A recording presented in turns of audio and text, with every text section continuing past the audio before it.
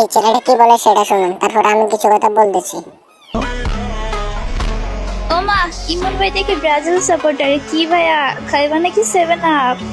ইমন ভাই কিছু বলতেছেন না যে? কি বলবে আর উনি? ওনার কি বলার মতো কোনো মুখ আছে?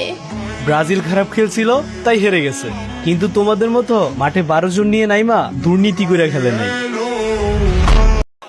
কেন রে ভাই, তোরা কি দুর্নীতি করতে পারিস না নাকি? ও আচ্ছা, দাঁড়া দাঁড়া, আগে ব্যাকগ্রাউন্ডে মিউজিকটা সেট করি। হ্যাঁ, এইবার ঠিক আছে। যদি যেটা বলতে চাচ্ছিলাম, আর তোরা দুর্নীতি পারিস না, তোরা দুর্নীতি করে জিত। যতক্ষণ আর্জেন্টিনা গোল দিতে পারে না ততক্ষণ রেফারি ভালো। যে সময় থেকে আর্জেন্টিনা গোল দেওয়া শুরু করছে ওই সময়তেই রেফারি আর্জেন্টিনা বোকা টানে। আর তোদের মতো কিছু বোকাচোদার কারণে তো ভাই তারা তো বুঝেছে না, আবার আলাদা বোকাচোদারা। আমি কমিউনিটিতে নতুন ভাই, সবাই আমার কিছু বললে মাফ করে দিন। এই ছেলেটা কি বলে সেটা শুনুন, তারপর আমি কিছু কথা বলতেছি। ওমা, ইমন ভাই দেখে ব্রাজিল সাপোর্টার। কি ভাইয়া, খাইবা নাকি 7 আপ?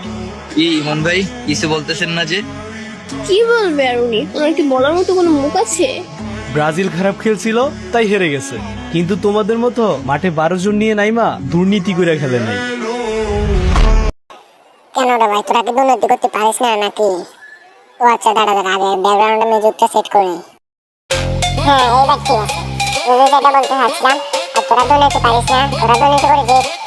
যতক্ষণ আর্জেন্টিনা গোল দিতে পারে না ততক্ষণ রেফারি ভালো। যে সময় থেকে আর্জেন্টিনা গোল দেওয়া শুরু করছে ওই সময়তেই রেফারি আর্জেন্টিনা বোকা টানে।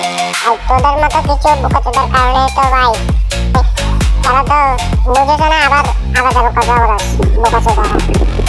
আমি কমিউনিটিতে নতুন ভাই, সবাই আমার কিছু বললে মাফ করে দিন।